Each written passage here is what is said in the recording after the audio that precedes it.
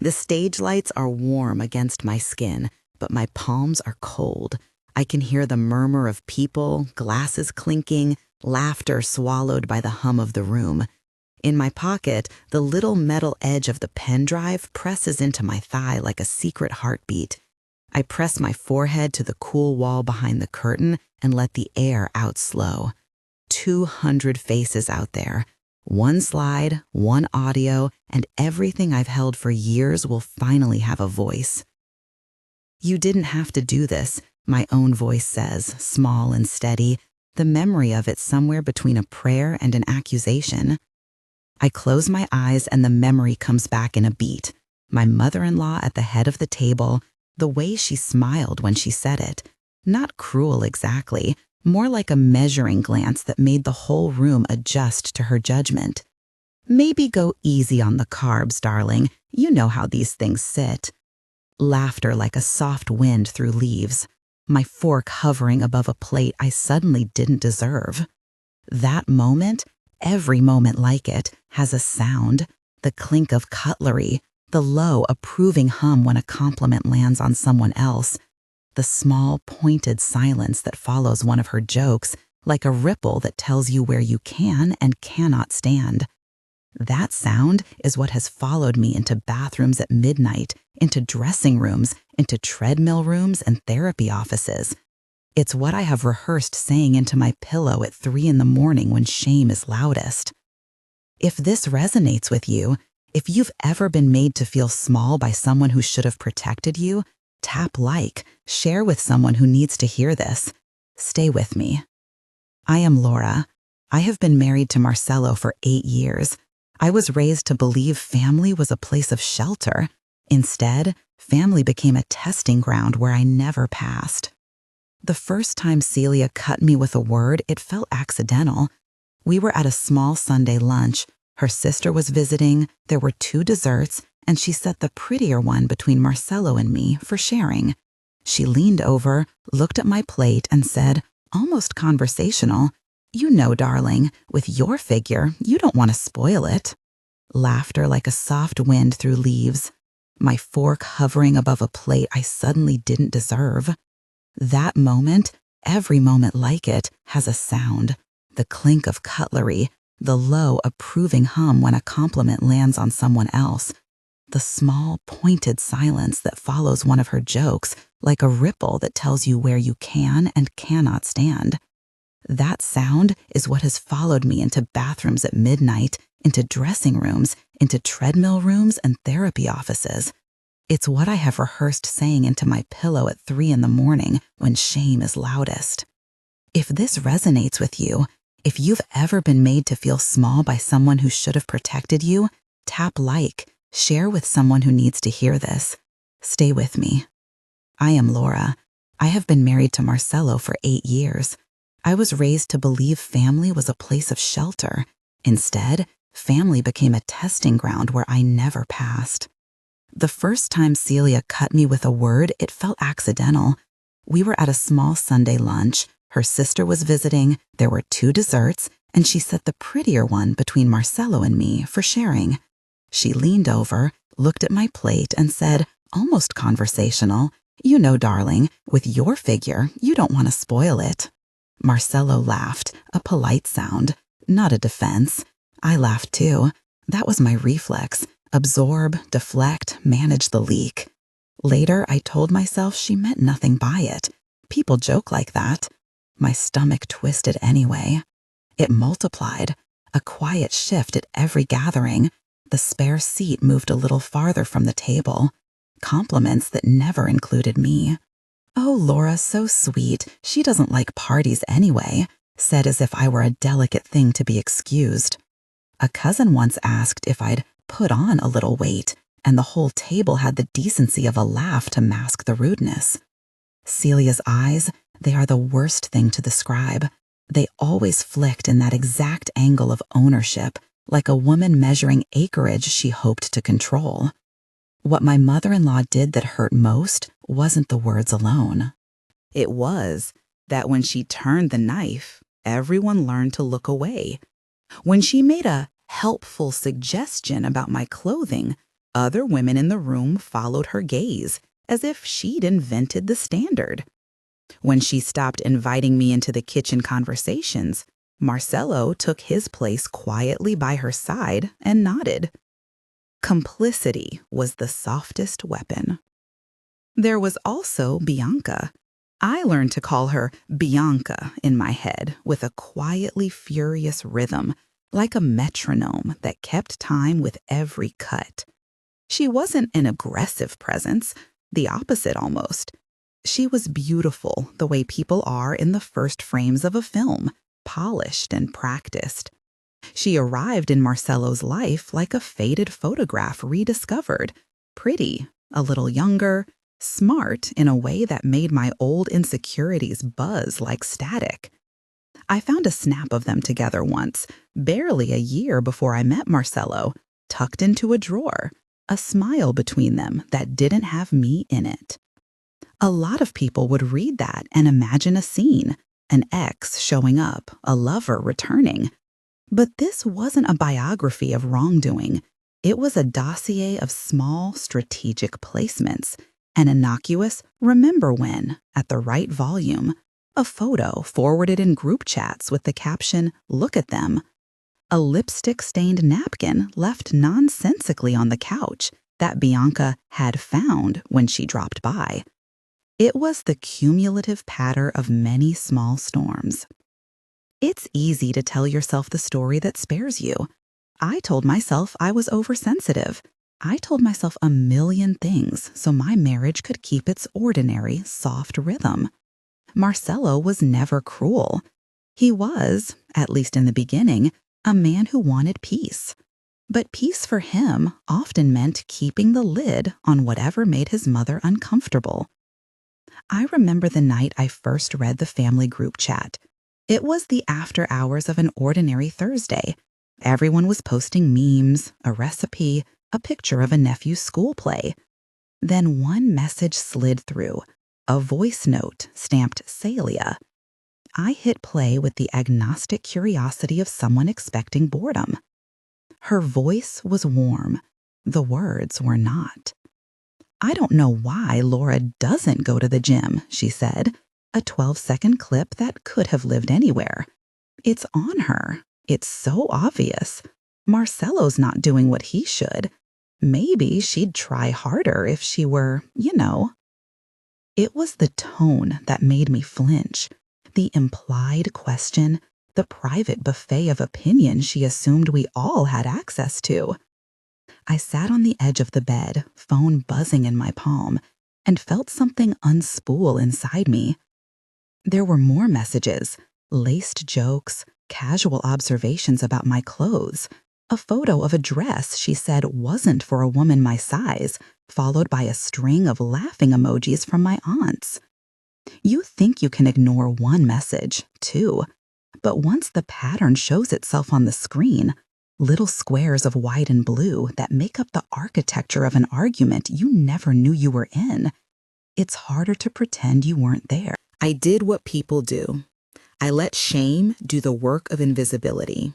I deleted the voice notes, then backed up the photos into a folder I called Old Receipts, as if I needed a label to give my fear its shape.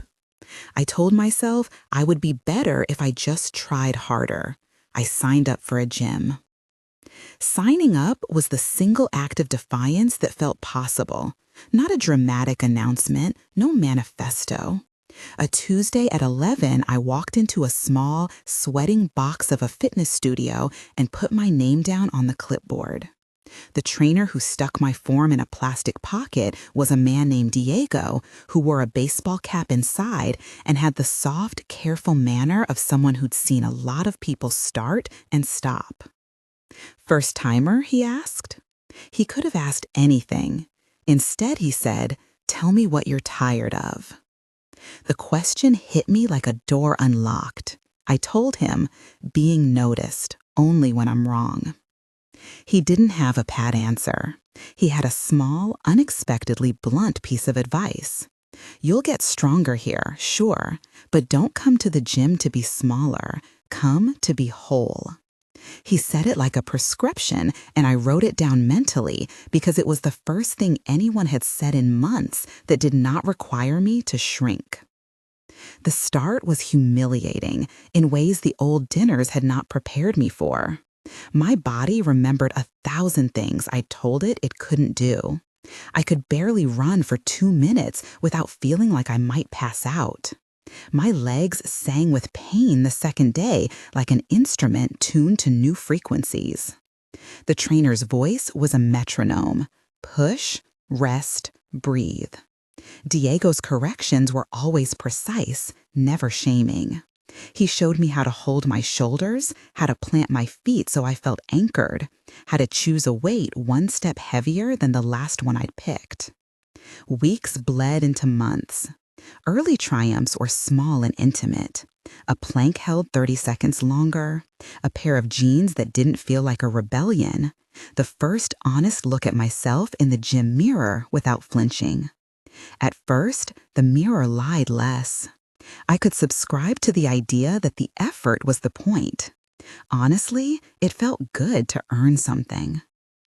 But physical change came with its own mirror, psychological. I started seeing the pattern in people's behavior with new clarity.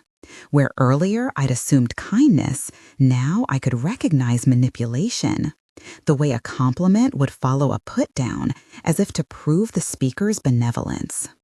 I began to catalog not just the offenses, but the architecture around them.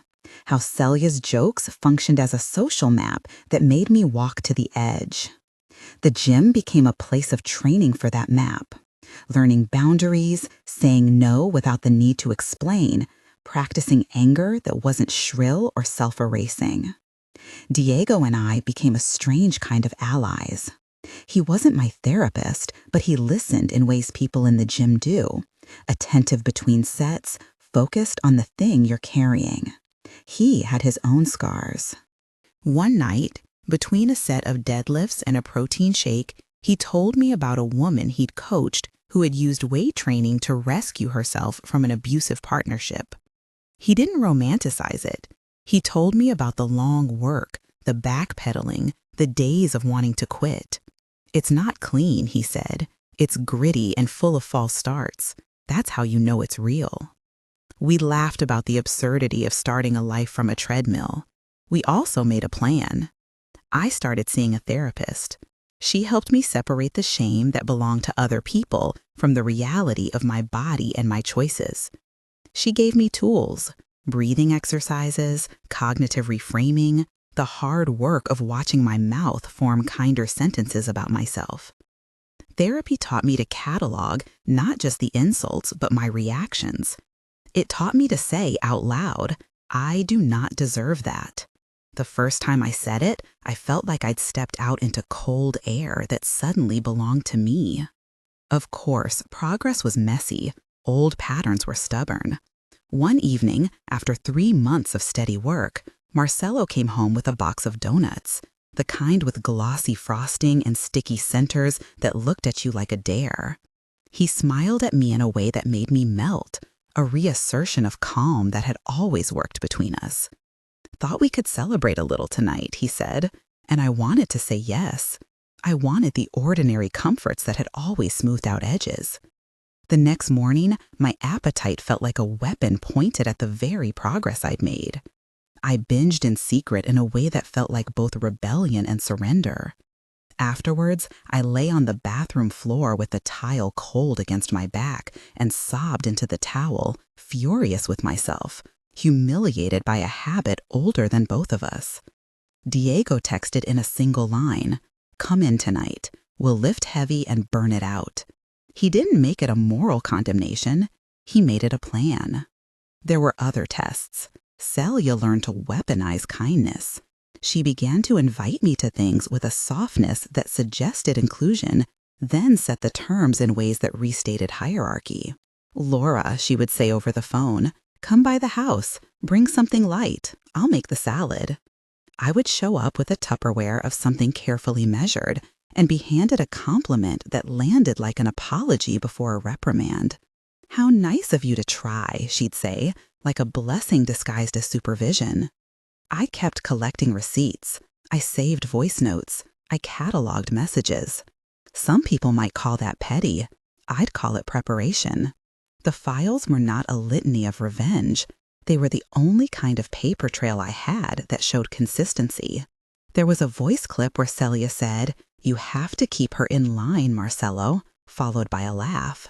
There were messages where she described me as delicate-minded in private family groups. And then public photos where she posed with Marcello, arms linked like a victory. The archive grew, unloved and small, in the folder I kept on my laptop labeled Old. I put it in a locked folder on my hard drive and backed it up to a thumb drive I kept in a jewelry box. Planning doesn't have to feel like plotting. For me, it was a sequence of small practicalities that felt like a ledger of my dignity. I learned basic things like how to export audio messages so they could be played on a laptop. I learned how to mass save images. I called a woman, Indefinito, who did freelance graphic design and asked for a PowerPoint layout for a family slideshow. I told her to design it as a chronology. She sent 2 options back with mock-ups. I chose the one that felt like a calm document. I was trying to make what had been whispered into an audible form. In parallel, I began building armor that had nothing to do with jeans 2 sizes smaller. I practiced scripts in the car, calm sentences I could say when someone poked me, the names of boundaries. I'll pass on that. I don't accept that language. I practiced the art of declining with both firmness and warmth. It was a strange apprenticeship to learn to speak as if I had imagined the world without shame. Marrying the practical and the physical required an escalation in secrecy I didn't love. I didn't enjoy keeping the file hidden. I didn't like walking around with a plan in my pocket like contraband. But secrecy is not always a bad thing when you are protecting yourself. I told myself I was assembling evidence the way one would prepare a first aid kit, not out of malice, but out of emergency preparedness. Marcello noticed the changes in small, halting ways. He started coming to the gym once or twice. He sat in the car while I trained. He would comment on my posture, sometimes in ways that showed more curiosity than critique. The first time he stayed after a session and asked Diego about my routine, I felt both seen and achy with resentment. I wanted to love him for that small attention and to be furious that it had taken embarrassment to spark it. Our conversations about his mother were fitful. He would start and then stop, the way people do when they are learning to walk around a sleeping dragon. He loved his mother and wanted to respect her. He also wanted not to lose his place in the family. That tension, loving someone who can hurt you under the guise of care, was thin as paper and twice as sharp. Diego and I had a ritual of late-night protein shakes and talks that covered everything from diet myths to moral math. One night, after a heavy squat set, he said something that made me sit up. "You're not here to win an argument," he said. "You're here to get your life back." It felt huge and small at once. The plan kept coming into focus, quietly. A milestone she was hosting, her 60th birthday, felt like an opportunity and a trap. The party was to be an ostentatious evening at a private venue. Long tables, a band, a slideshow to honor her life. Bianca would be there, apparently as some sort of MC. Celia had been relentless in shaping that event, sending notes about linens and guest lists. I watched the invitation circulate online, the RSVP counts climb. The idea came to me not as a thunderclap, but as a slow clearing of fog. If Celia's social stage was that evening, perhaps that stage could be used to speak the truth she'd been spreading privately for years. I know how that looks on paper. Plans like that can read ugly if they're about retribution. This was not about revenge. It was about stopping a pattern. It was about a woman who used the soft voice of family to wield power without accountability. I didn't want to humiliate anyone for the sake of it. I wanted my life back. I began to script what I would say if there had to be saying. I wrote paragraphs and then burned them, figuratively, and rewrote them calmer. Not a spectacle, a statement.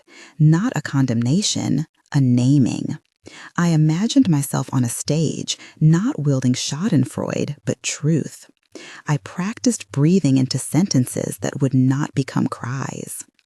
Gathering the technical pieces felt strangely bureaucratic and intimate.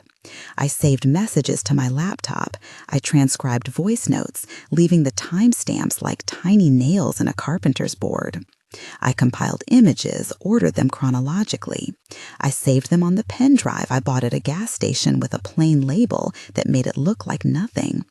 Diego helped me test formats, not because he wanted scandal, but because he believed in clarity. If truth must be heard, it should be heard plainly. There were hesitation points, moral ones. My therapist and I walked through those. When you plan to present, she said once, leaning forward, palms flat on the couch, you must ask yourself what outcome would allow you to live with your integrity. Is it punishment you want, or is it boundaries and safety? The question did not shrink the plan so much as refine it. I wanted Marcelo to see the truth. I wanted my in-laws to no longer think of me as a private joke. I wanted a space where my nieces and nephews could grow up with different examples than the one that had shadowed me for years. Marcelo and I had long, clumsy conversations. He alternated between defensiveness and shame. He would say, "I didn't know," or "at least I didn't hear it that way," and mean it. He would also fall into old habits. He would text his mother reassuring sentiments as if her feelings still held more weight than mine.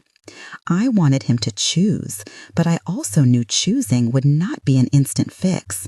It would be a moral labor, a slow, hard reorientation that required him to examine the family code he'd grown up with. When I told him about collecting the messages, he blinked and said, "Why would you do that?" as if evidence were an ugly instrument. When I said, "Because I need to prove to myself that I wasn't going crazy," he did not have an answer immediately. He did, however, agree to test the slideshow on his sister's laptop, because small practicalities can be one way into large moral acts. He showed up to a couple of rehearsals under the guise of helping with logistics and left more than he had come with. Not everything moved toward the plan in a straight line. There were setbacks, like the time my aunt, who had always been soft to me, told me I was making too big a deal of family quirks. Or the cousin who sent me a private message, "Be careful, family fights ruin events." Each was a small chisel marking away at the confidence I was carving. The gym became my steadying place again, the place that made me less inclined to dissolve when someone else declared my worth. Money, logistics, wardrobe, these became fretful little storms. I shopped for a dress that felt like me and not an apology. I went through racks and racks of fabric until I found one that in the mirror did not make me feel like I had to hide or shout. I chose a color I'd always liked in secret. The stylist asked questions not about covering or revealing, but about comfort and stability. "You need to move freely," she said. "Choose shoes that let you be anchored." It felt absurdly practical and reassuring. And so I came to tonight, standing behind a curtain with a pen drive in my pocket. I had rehearsed saying nothing and saying everything. I had rehearsed the breath that steadied me. My hands were not shaking as badly as they had 2 years ago. I felt steadier, not because I'd become unbreakable, but because I'd learned the contours of my age. Strength, as Diego had said, was an accumulation. It wasn't a single muscle, but a compilation of repeated choices. I wasn't sure what would happen once I let the evidence speak. I knew the truth had weight. Truths move things. I had seen people's faces change when reality replaced rumor, confusion, then sometimes contrition. I had also seen people double down on denial. That possibility brushed me like wind and made me shiver. Backstage, a stagehand passed and smiled at me, the way strangers do when they sense a nervous performer. I clutched the drive as if it were both a talisman and a battery. My phone buzzed, Marcelo's name flashing on the screen. He had texted, "Be careful." I typed back, "I will." Then I deleted it and hit send. "See you in a bit." I had collected a life's worth of little humiliations, and threaded them together into a story that might be heard. I had built muscle and language and a folder of proof. I had practiced the quiet sentences I would say if I had to. I had imagined this exact exhale 100 times. The curtain tastes of dust, and the light on the other side reminds me of all the rooms I've eaten in silence. I press my fingertips against the pen drive and listen for my own breath. Something in me knows the night will not be tidy. The evidence might not land exactly as I imagine. People will waver, take sides, and say things I cannot control. Backstage, a stagehand passed and smiled at me, the way strangers do when they sense a nervous performer. I clutched the drive as if it were both a talisman and a battery. My phone buzzed, Marcelo's name flashing on the screen. He had texted, "Be careful." I typed back, "I will." Then I deleted it and hit send. "See you in a bit." I had collected a life's worth of little humiliations and threaded them together into a story that might be heard. I had built muscle and language and a folder of proof. I had practiced the quiet sentences I would say if I had to. I had imagined this exact exhale 100 times. The curtain tastes of dust, and the light on the other side reminds me of all the rooms I've eaten in silence.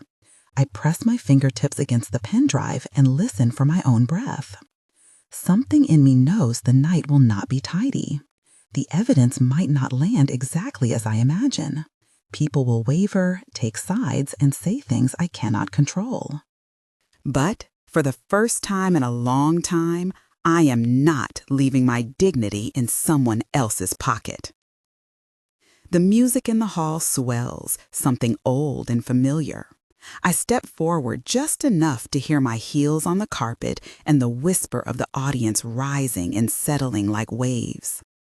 Outside, a woman's voice, someone introducing Celia, calls over the speaker. They are applauding the years, the gatherings, the perfect hostess. I can almost see the photos on the screen now. Childhood, wedding, a life curated into moments. My fingers find the drive. The metal is cool.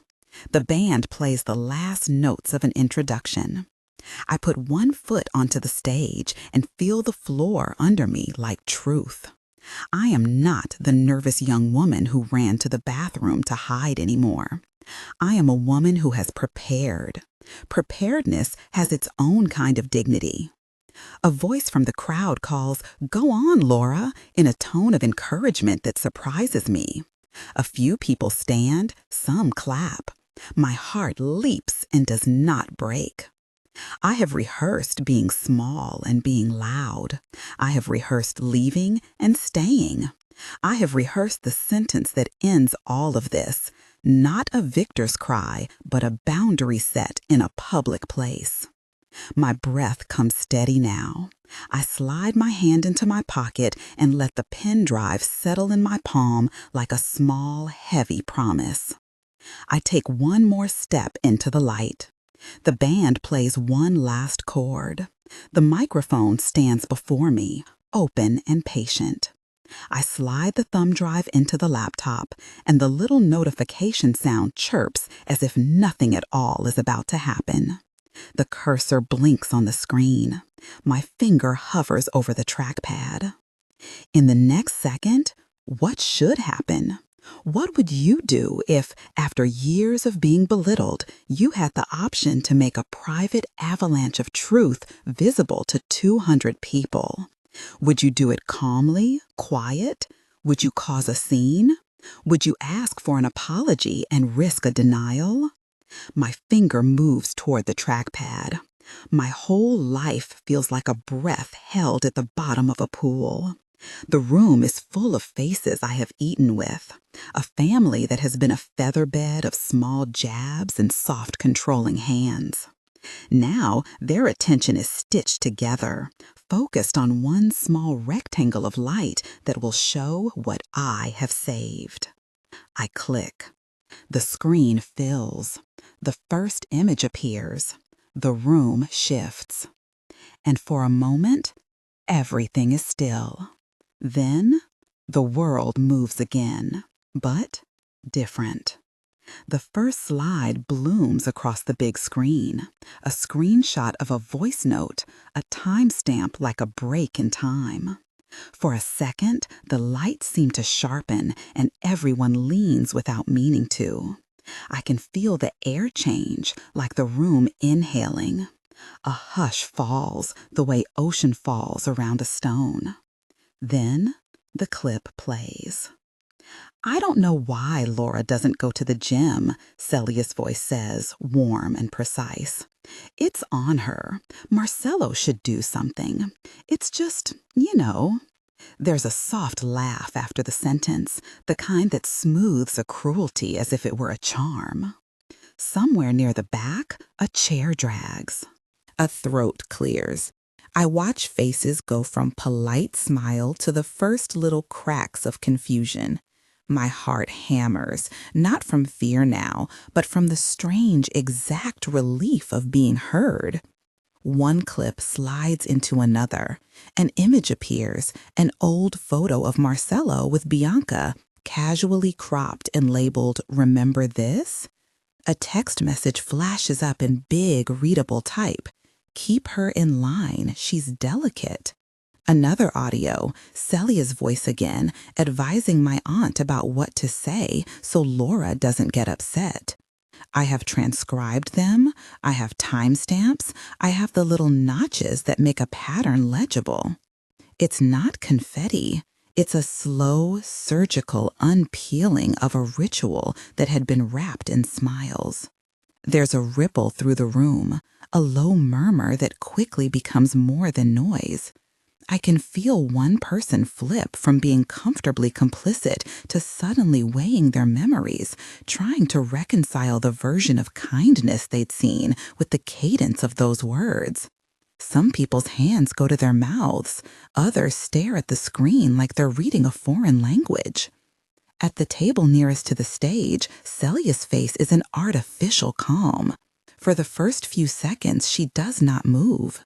She lets the recordings happen to her, as if she believes the files are a bad dream that will pass. Her smile is in place, the practiced little nick at the corner of the mouth that says, "I've weathered gatherings before." Then another clip plays, a voice note of a group chat in which she jokes, "Laura doesn't like parties, she's too quiet, let's not expect her to speak." And there it is, the laugh trailing into the margins of derision. The room's temperature drops another fraction. Out loud, someone says, "Is that?" and then stops. I had not imagined the silence would land like a physical thing. It backpacks every memory into the present. Sunday lunches where forks hovered. A cousin's cackled, "You've put on a little weight." The way Marcelo's eyes often flicked toward his mother instead of mine. Those nights where I'd scrub my face and tell the mirror, "It's not you." All these private filaments become visible in public light. Celia's smile slips. For the first time in the room, she looks unsure. She moves as if to create distance between herself and her chair, then catches herself and sits straighter. A hand flies to her throat as if to steady the tremor. Her composure begins to fray in a way that feels heavy and human, not theatrical.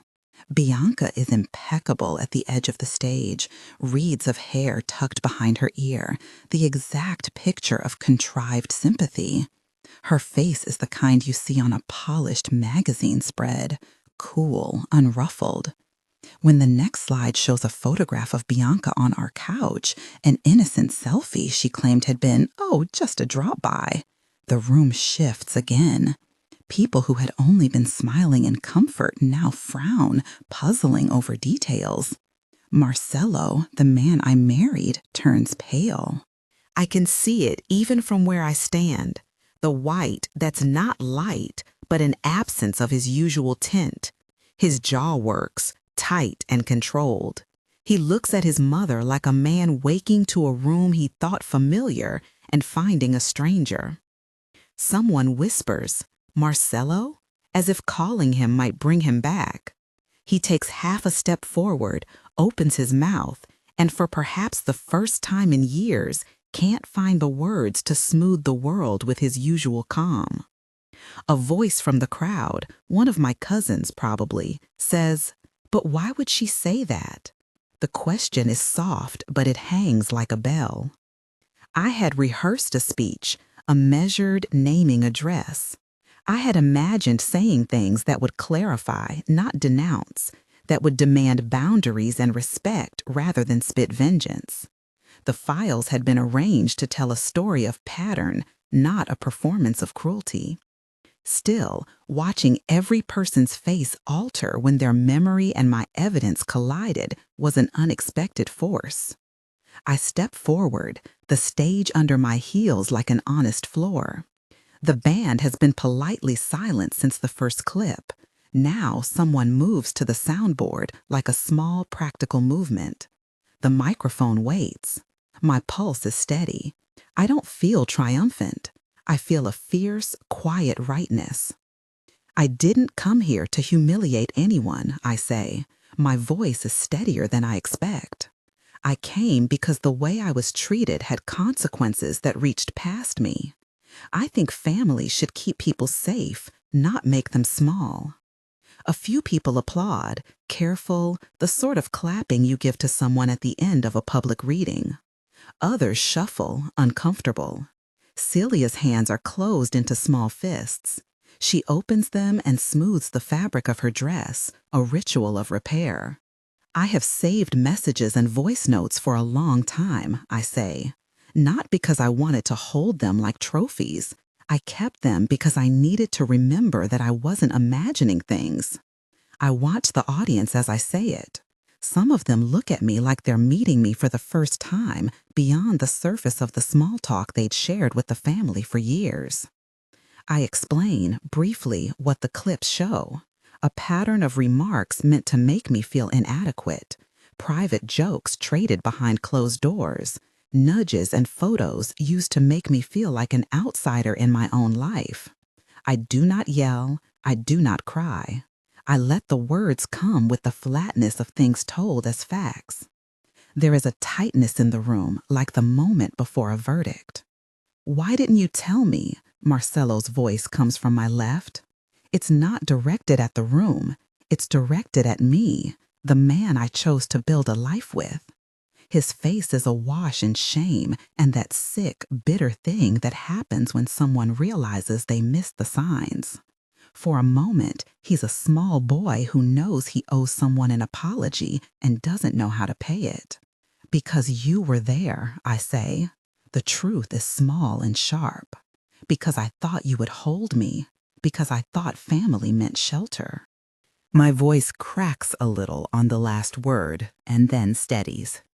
Marcelo steps forward then, hands open as if to physically make a bridge between us and his mother. "Mom," he says, voice ragged in a way that suggests damage, This isn't how I want this to look." Celia's eyes flare. "Marcelo, wait," she begins, and for the first time she sounds unsteady. She attempts the old defense, laughter, light and brittle. "Laura, we were trying to help," she says, an odd syndicated phrase that sounds like policy, not apology. "You're making real problems out of things."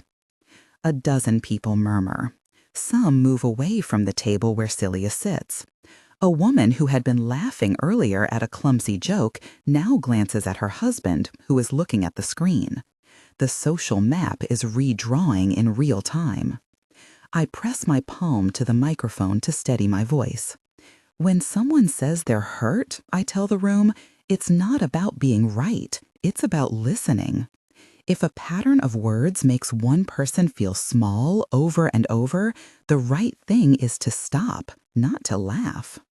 Celia stands. The motion is sharp, almost theatrical. Her mouth is a hard line. She looks at me, then at Marcelo, as if trying to find where in this sudden realignment she belongs. "You can't do this to me," she says, and the sentence is pitched like a moral indictment. "I've done a lot for this family. I have been the one who kept things organized, comfortable. How dare you bring this spectacle on my birthday? The word spectacle hangs with a little pop. It is the exact weapon she would have used to convince others that I am unreasonable. I remember all the times she'd implied I was dramatic. The memory sits inside me like a stone.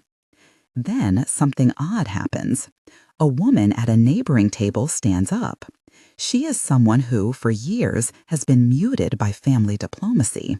My husband's aunt, a quiet presence who always smiled at odd moments. Her voice is soft, but it carries. "You have a way with words, Celia," she says, "but we are not a world where small humiliations are private jokes. I have seen how people are made small and then told it's them who are wrong. This," she gestures at the screen, "this is not small." Others nod. More people speak, neighbors, cousins, an old friend of my husband's. It becomes, horribly and beautifully, a chorus of ordinary people making sense of what they heard. Bianca flees. It's not dramatic, no running with overturned chairs, but she makes a decision, a small and furious movement. She gathers her clutch, murmurs that she has to go, that she suddenly remembers a prior engagement. Her exit is quick as a blink. She moves through people with a practiced air and steps out into the night. There's a pulse of surprise, and then a ripple of gossip that will become narrative in hours. Celia's face goes red, then white, then flushed, like a map of weather changing. She presses a hand to the table as if to hold herself upright. Marcello lunges to her, but not before the room collectively inhales like it was saving breath for a long scream. He looks at her, and in his eyes I read the dreadful arithmetic of having loved both my safety and his mother's approval for so long. "You're embarrassing everyone," Celia says to him. She is furious in the way people who are losing an argument become furious, by trying to convert outrage into victimhood. "You're embarrassing the family." I could have stepped off the stage. It would have been easy to collect the pen drive and fold myself back into the old rhythm of erasure, small and unseen and safe. But the evidence on that screen had already done something apiece. Whoever I had been before, afraid of making waves, no longer fit the shape I was occupying. I had spent months learning to speak and be heard. Now the room had to take that language from me. Embarrassing the family is different from protecting someone from harm, I say. If the family protects its own by making other people small, that's not protection. That's insulation for harmful behavior.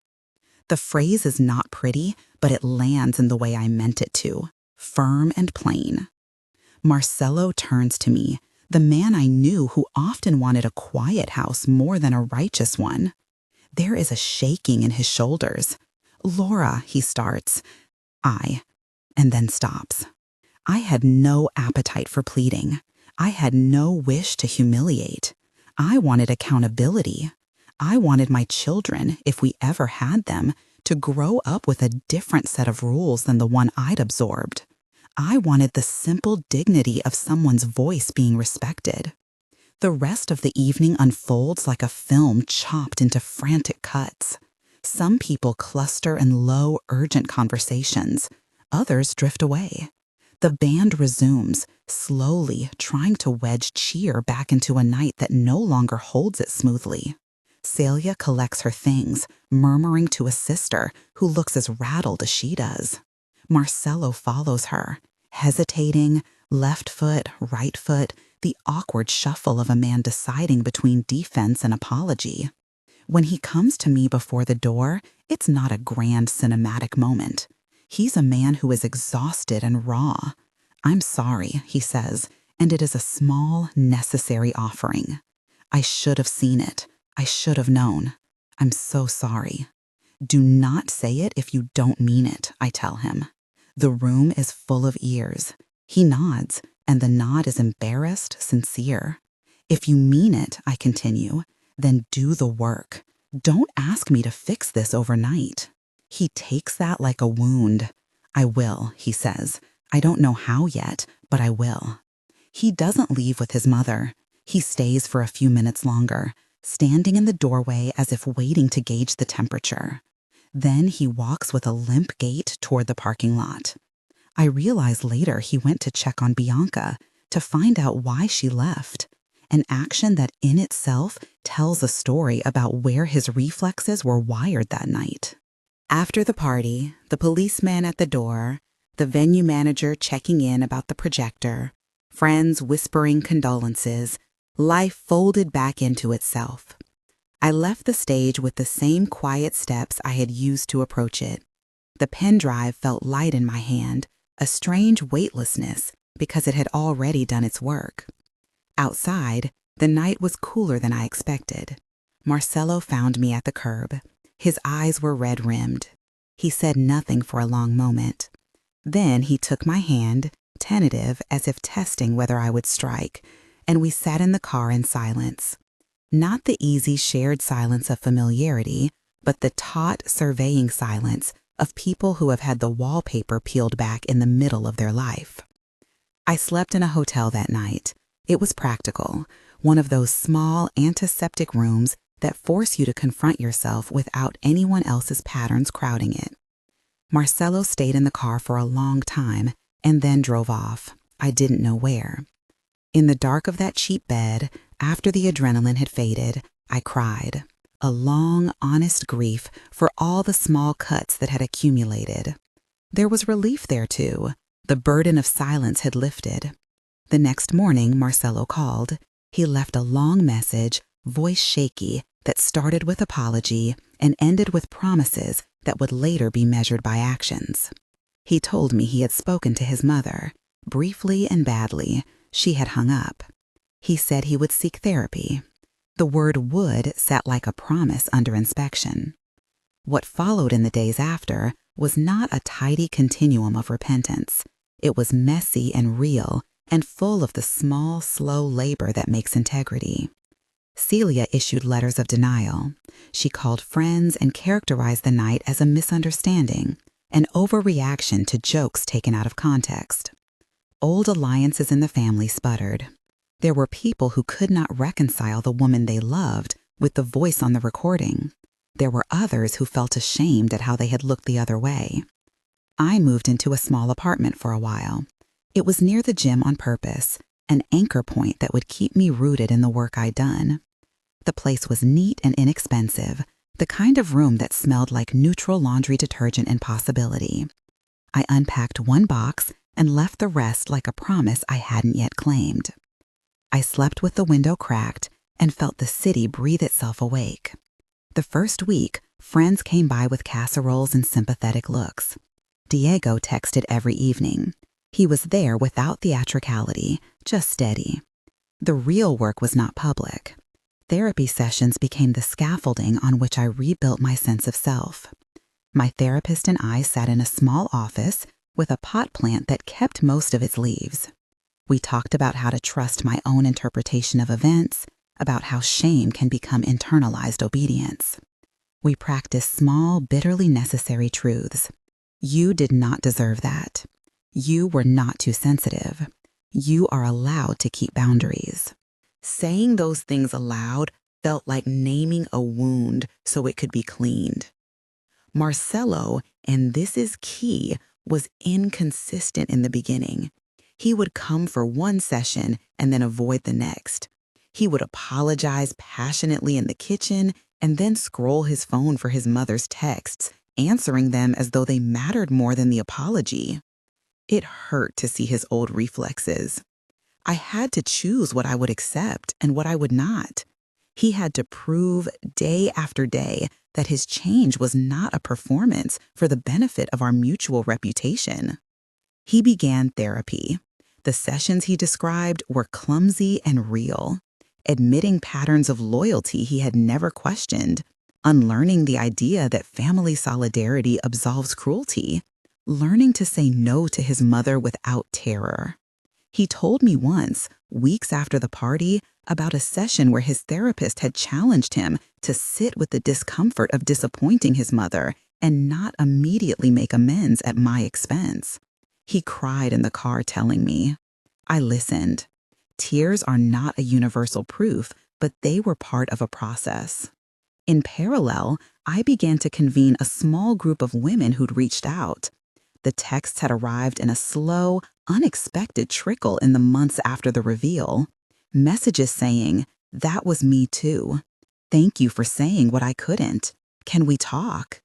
I started an email thread, then a private meetup, then a tiny online group where women could share stories and resources without fear of judgment. It felt like the work I had wanted to do with my own pain, to take it and turn it into scaffolding that might hold someone else. There were smaller, discreet victories. A cousin who used to side with Celia called and asked honest questions. Aunts who had laughed in old photos reached out to ask how to apologize. Not all bridges mended. Some people insisted that I had staged a scene for attention and refused to accept the record of evidence. That was part of what I'd prepared for, too. The fact that truth can be messy and that not everyone hears it the same way. For months, I trained. Not to punish myself for the past, but because moving my body had become a way to tell my nervous system that it could rely on me. The gym regained the rhythm of my life. I still had bad days, times when a memory would spike me or when a slip of old behavior would humiliate me into solitude. There were relapses in shame and eating. I sought a nutritionist who understood the gender dynamics of shame around food and worked with me without moralizing. Recovery, we kept reminding one another in sessions and late-night messages, is non-linear. Diego and I remained allies. He was never more than a friend, but he was steady in ways I needed. He pressed me to try a triathlon, his idea of incremental bravery. And when I balked, he laughed and said, "Start with the pool." He told his own stories in small doses so I would know I wasn't alone. Once, over coffee, he said, "You did change, Laura." Not because you wanted people to be embarrassed, but because you refused to be compacted into someone else's neat idea of you. He didn't say I had to forget the harm. He said I had to live in the real world with the consequences of exposing that harm. Marcelo's changes were small and gritty. He began to mirror the language I used. He asked, "Is this okay?" before sending a photo to his siblings. He spoke to his mother less often. When they did speak, I could tell he was practicing speaking with boundaries. He had to learn to hold his ground, then lose it, then practice it again. On his worst days, he was defensive. On his better days, he would call me before responding to a family message that had a sour note. He came with me to therapy sometimes, sat in the waiting room, and admitted the fear with a bluntness that was almost endearing. We did not rush intimacy. We learned how to date a little, awkwardly. Our first date after the party was a grocery run because it felt less emotionally loaded than a restaurant. We walked the aisles like two people learning to stand next to one another without old patterns riffling their hands. Work on the public side came too. There were conversations with our aunts and cousins, mediated by therapists or mutual friends, where we asked for accountability in the form of acknowledgments, boundary pledges, and a shared promise to be more thoughtful with the next generation. It was not a tribunal. It was an attempt to teach a new code. The most important piece of the aftermath was the slow internal reconstitution of myself. 2 years before, I'd have believed my value could be measured in dress sizes and social grace. 2 years after the reveal, I was less interested in fitting into what anyone else expected than in crafting a life that held integrity. I started teaching, informally, small workshops about boundary setting and recognizing microaggressions. Women would come with coffee and hard eyes and leave lighter. I never pretended I had all the answers. We discussed legality and ethics and the fraught business of evidence. I never recommended anyone take the path I took. I only shared what I had lived through. A year after the party, there was a small celebration, Not a second showdown, but a quiet ceremony in the backyard of a friend's house, under lights strung like forgiving stars. Marcelo and I invited people who had walked the path with us, friends, aunts who had apologized, therapists, Diego, a few cousins. Celia was not invited. It was not an exclusion meant to poison. It was a boundary that had been asked for and respected. We stood hand in hand and said words that were less theatrical than honest. Promises about how we would care for one another, how we would listen when pain was named, how we would not allow small humiliations to be the architecture of our family. There were tears and awkward laughs. A few people raised cups. My nieces ran between tables, their laughter a bright incision through the grown-ups' talk. The ceremony was deliberately small, the opposite of spectacle. It was a shaping of a quieter world. The months that followed were not a fairy tale. Celia continued to be part of some family circles, but the dynamic had shifted. She had moments of brittle apology, some genuine, some performative. Marcelo had to decide over and over what to accept, and in doing so, he discovered a stubbornness he hadn't known he possessed. He stopped answering calls that required him to minimize my pain. He began to ask people for patience when he slipped. Growth was not linear for him. It was a series of stumbles and remakings. That is the only version of redemption I could accept. Work, not declarations. I kept receiving messages, women saying the story had given them courage to set boundaries, men writing asking how they could do better. I started a small, curated newsletter called Quiet Courage, where I shared interviews with therapists, tips from nutritionists about non-shaming approaches to food, and stories of people who'd learned to stand. It grew slower than any of us expected, but it grew with intention. I did not monetize it. I did not want to create a platform built on spectacle. I wanted it to be a resource. Sometimes, late at night, I still open the folder labeled old and look at the files. Not to rehearse anger, but to remember the work I did, not because of the weight I'd carried, but because of the life I reclaimed. Those files, once secrets, had freed me from a pattern that kept me small. They were evidence of a trajectory. They were not trophies. People ask me what I would tell the younger Laura, the one who swallowed jokes and pretended everything was fine. I would tell her this: you will be tempted to make yourself small to keep the peace, but peace built on your silence is not peace. It is a quiet surrender. It took me years to learn that not all wars require battle. Some require simply declining to step into the arena where people hand you cards that say less than. You can refuse those cards. I still have bad days. A cousin will say something thoughtless at brunch and it takes the air out of me. I still need to breathe and call a friend. I still go months where my body remembers shame more quickly than it remembers joy. That is normal. Recovery is not a policy of perfection. It is a practice. And then there's the funny, ordinary stuff. The way Marcelo now insists on popping our grocery bags into the trunk with a theatrically tender flourish. The way Diego texts a silly workout meme when I'm feeling low. The way my niece looks at me with something like admiration when I help her with a school project and casually, without fanfare, say, "You deserve to be treated kindly." Sometimes, when I stand in front of the mirror now, I see someone who remembers how it felt to be small and who, nonetheless, chooses to be big in other ways, generous, forgiving, and stubborn about being seen. The mirror motif has shifted for me. It used to be a test, and now it's a witness. There are hard ethical things I keep reminding myself and anyone who asks.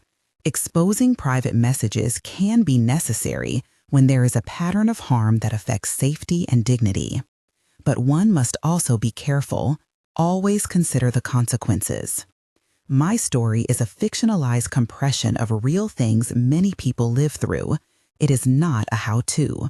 It is a narrative of one woman's path to standing up for herself in a way that protected her dignity without trying to destroy another person. Years later, at a small gathering of women I'd met through the newsletter, a young woman told me she'd been working on setting boundaries with her in-laws. She said, "Seeing you do that, speak in front of everyone, it gave me permission to speak to my sister-in-law." I felt that familiar tight warmth, relief, humility, a sense that my choice had been useful. The final scene of my story is not a huge triumph. It is me, in the quiet of a Sunday morning, making coffee for two. Marcelo is there, a pen and a small notebook. Therapy notes, he jokes, and he looks at me with an expression that is unembellished and steady. Our hands touch across the counter. There is no melodrama. There is a shared life that sometimes hurts and sometimes heals. It is ordinary and hard and beautiful. If you felt small in rooms that should have been safe, hear this. Your dignity is not negotiable. You don't need spectacle to be believed, but if you choose to make a private injury public, do it with the intention of accountability and not revenge. If you've been the partner of someone who was harmed by their family, doing the work matters. Therapy, unlearning, listening, because apology without change is just words. I pressed play that night in a hall full of people who had been part of the architecture of my shame.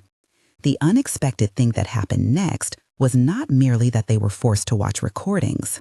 The unexpected thing was this. Honesty made the room redraw its rules. And when rules change, people either adapt or they leave the field. That culling is painful, but often necessary. My mother-in-law mocked me for being fat at family dinner. She expected me to disappear, to be a polite, quiet body at the edge of conversations. What she didn't expect was that I would want more dignity, more respect, more a life not measured by other people's jokes. What she didn't expect was that the tools she thought were harmless, comments, private jokes, averted glances, could be cataloged into a small, legalistic, boring file, and then presented not as revenge, but as testimony. When the files played and people heard the harm in plain audio, the world shifted. There were consequences. People chose sides, relationships reconfigured, apologies were attempted and sometimes succeeded. Marcelo and I rebuilt slowly, each action a small cementing of trust. I did not win by humiliation. I won by reconstructing myself and my life around clear values and by refusing to once again make myself small for someone else's comfort. If you've stayed this far with my story, I hope it offers you something, not a recipe, but a witness. If something in this resonates, if you've been made to feel small by someone close, please share in the comments what helped you reclaim your space.